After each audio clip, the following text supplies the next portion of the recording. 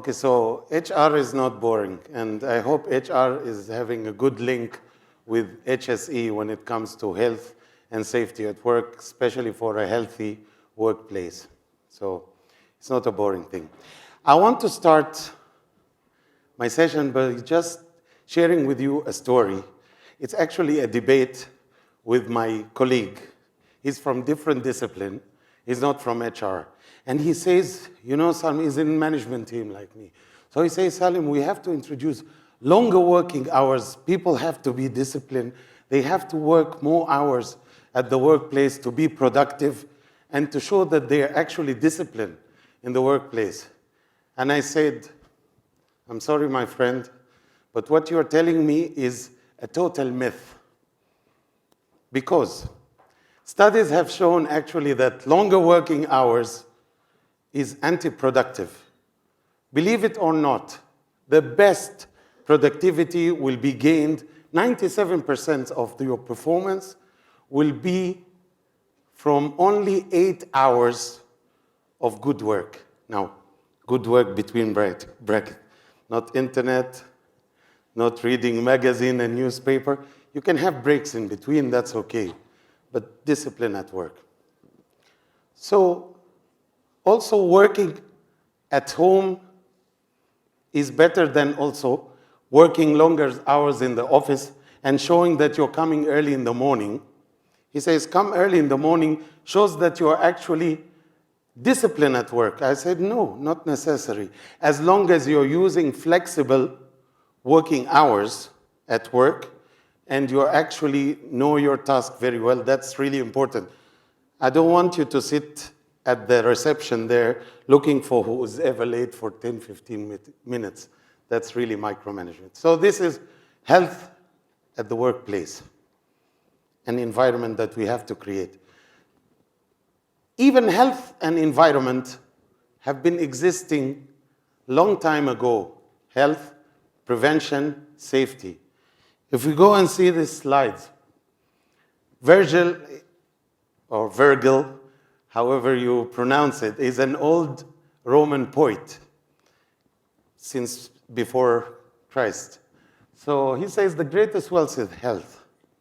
And we have to believe in this. And also protection were among the old say. Erasmus, during the 15th century, a Dutch philosopher and a very famous humanist during the 15th century, during the church era and all this era. So he says that prevention is better than cure, and we still say that at the workplace till now. But do we apply this? That's the question. So now, with these two proverbs, I'd like to take you to the main issue. So what is our issue here? Now, what is the issue? European Agency for Safety have shown through a study in 2016 that workforce is aging.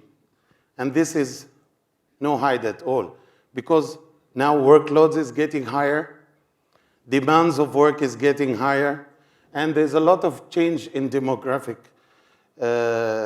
history through the labor market. So what have this created in the workplace? It have created a shortage of labor because of the aging workers. So labor has been decreased. Skilled workers also on the other side have decreased. Productivity went down accordingly. And also absenteeism became high in the workplace. Productivity and absenteeism, and not only that, but also lack of a work-life balance. Now, work-life balance, work-life synergy, work-life integration, call it whatever you want, but you should have a work and life, because life is work and work is life, so they integrated together. So the shocking numbers here, if you see there's a study in the Asian market by a Singaporean employer there, they have done a study showing that in 2030, 55%, if you see this here, shocking percentage there, 55% of the people will be above the age of 50, which constitute about 40% of the employee, 40% in 2030 will be like this. Shockingly also, in terms of money, $3.3 billion will be wasted because of absenteeism and sickness or health at the workplace.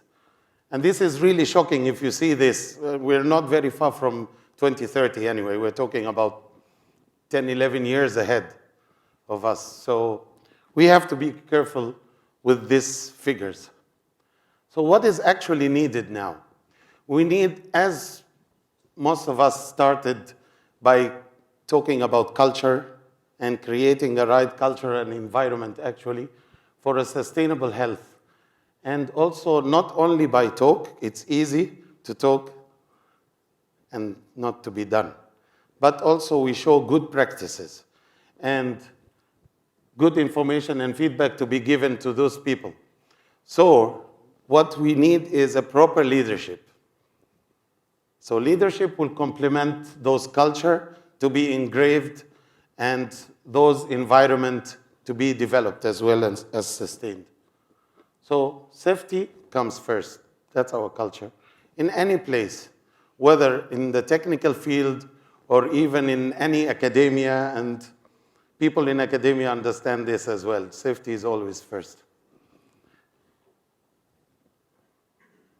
Now, I'm not praising myself, but HR really comes to the rescue. And I believe if we have a sustainable HR, we should complement our healthy and safety environment at the workplace. We should make a workplace which is healthy and also adorable for the people. We always say second home, work is second home, second home. So make it attractive for the employees, and that's healthy for them. So where can HR have a role there? In policies, procedures, introducing other practices that actually enhance and make people happy at work.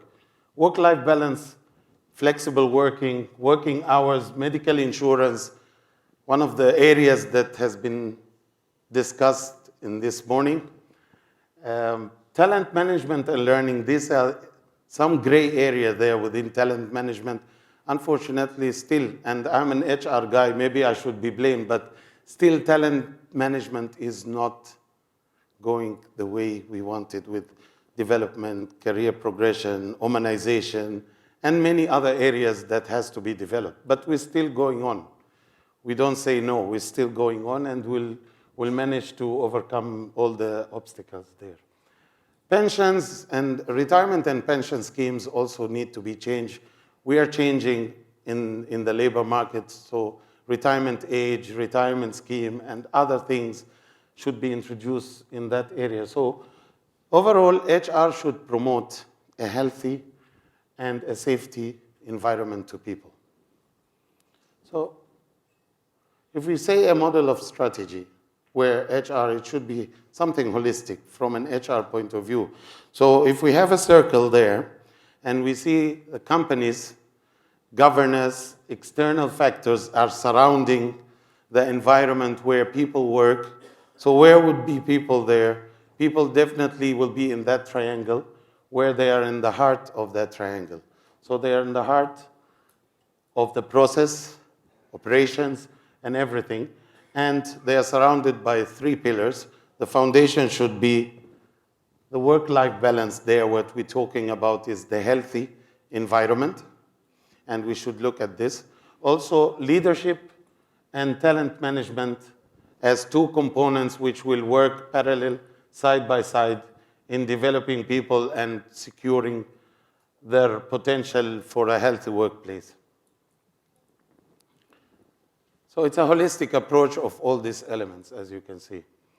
Now, what about well-being? According to AYUSH, because we know AYUSH.com, AYUSH Oman, AYUSH.com define well-being as an environment. And I put it in red there so you can see that's it, an environment to be created to promote a state of contentment. Contentment, what is contentment? Making people happy, people to be satisfied with their work at the workplace, so they achieve their full potential for themselves and for their organization as well. Now, everything also needs a strategy. Well-being have a strategy. So we have a work environment with the three main pillars over there. So what are the three pillars? Leadership, health and safety, work-life balance. I will go through this quickly. What do I mean by leadership? As leaders, we need to set some behaviors and some actions to the workplace. We set a culture of the right behavior. Key here of what we say by leader is the constructive communication channel and the feedback. Someone was talking about negative feedback, which is, I think it was Professor Hamel or somebody, Dr. Hamel. He says negative feedback, take it or leave it. I somehow disagree. You have to give constructive feedback, and even I told Ilana about that. Secret is constructive feedback with that in that area. So the language is used as well. What words, what type of words? Is it also constructive, helpful? You don't stress on people and say, you have to do that. My boss say that. The HSE instruct us to do this. But say, what about doing this? My expectation are. These are the words that can improve the working climate. And we have seen this practically, if many of you in the HSE field, you have practiced this. So, lead. I love abbreviations, and I love these acronyms when it comes at the workplace presentation. So, lead is to look, engage, ask questions, and discuss. What do I mean by that? It's all about communication in the first place. You need, as a leader, don't isolate yourself. Say I'm the manager or that. You have to be in the middle of your interaction to your people to get the benefit out of the people there. So communication, communication, and communication in the workplace. Managing health and safety, I don't want to go there. I'm not an expert, but you have to do your assessments, your audit, and safety inspections right. You cannot ignore this. This has to be done, whether it's by standardization or by a must practice for your own company, but you have to do all this about your policies, about your procedures when it comes to health and safety. This is really important. You cannot compromise with that. Managing work-life balance. Now, this is the area here where we think people as employee, our people. We say our people is our asset. What we do to retain this asset, actually. What do we do? Are we very flexible with them? Are we introducing flexibility at work? How many companies here do work flexibility? Home working, or teleworking, part-timing, or even flex timing, where you can come 2 hours adjusted before and after. Not many people. On top of this, on top of flexi timing, there's something I went to Google headquarters in the States, and I've seen something the first time in my life. I have seen nap pods. You know what is nap pods? Anybody knows what is nap pods? It's actually small, very tiny pods or rooms that you can stretch and sleep for 20 minutes. So this, we call it energetic revivals. My ex-CEO used to do an entertainment room, whereby he used to have a mini golf, darts, stretches for people to have some relaxation time, and also people who like to smoke, they have designated area to smoke within that room. And that gives another changing mode at work. Now, I saw a 1 minute. HR loves to talk, you have to understand that. You give other people 5-10 minutes. I will take 1 more minute. I have the last slide now. Okay, so that's what I call about the work-life balance. Special leave schemes. Many people don't have proper leave schemes. You have emergency leave, maybe annual leave, and sometimes you have compassionate leaves according to the government, like death or this and that. But what about the discreet of a manager between him and his employee or co-workers? You have to think. You can give a flexible 1 or 2 days just for him to relax, really. He's on pressure, not necessary annual leave. Now, let's talk about fun and health at work. This is the last slide, and someone there that's launching something. You can read Slim and Win. And Slim and Win actually was a healthy campaign, sport and healthy campaign we introduced in the workplace. It was in 2015 and 16, actually, during that time. And the idea was actually, it's a weight loss competition that we gave it to our employees at the workplace. So they were weighing themselves every week through, of course, control and monitoring. We provide them free gym. Whoever wants to have a gym, to go to the gym and practice to lose more weight in good shape. And also, not only that, we provide them with a dietitian. So a dietitian used to come and give them the instruction of what they eat as diet while exercising and this. And it was really rewarding. It was motivating for people. And more importantly, it promoted a healthy work environment at work. With a bit of fun, we can create a lot of stuff. And there was a financial rewards in terms of money, which really for the group winner and the individual one. With this slide, I would like to thank you very much. I would like to thank the organizers who gave me the chance to come here and speak. I hope Dr. Amala was not that boring. I know I'm not very much dynamic as Dr. Salim, but HR will like to pause a lot and talk and just keep on talking. Okay, thank you very much. Thank you. If I will expect questions, it's going to be later.